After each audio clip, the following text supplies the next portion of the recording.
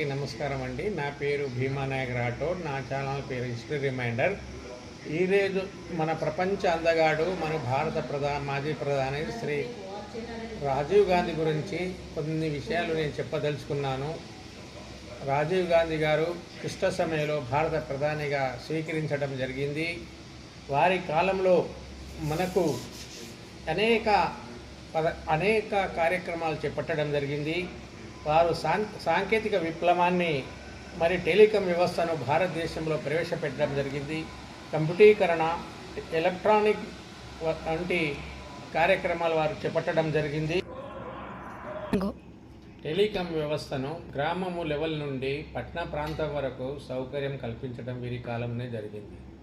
తర్వాత భారతదేశ ప్రజలకు, యువకులకు ఎక్కువ ఓటింగ్ హక్కు ఉండాలని, ఓటింగ్ హక్కు వయసును 21 సంవత్సరం నుంచి 18 సంవత్సరాలు ప్రవేశపెట్టిన మహనీయుడు. అది కాకుండా పంచాయతీరాజ్ వ్యవస్థను చట్టబద్ధత తీసుకురావడానికి 73, 74 సవరణ చేసి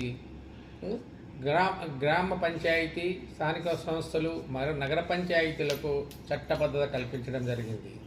అందులో మహిళా రిజర్వేషన్స్, బలహీన వర్గాల రిజర్వేషన్స్ కూడా వీరి కాలంలో కల్పించడం జరిగింది. తరువాత ఈయన శాంతికాముడు.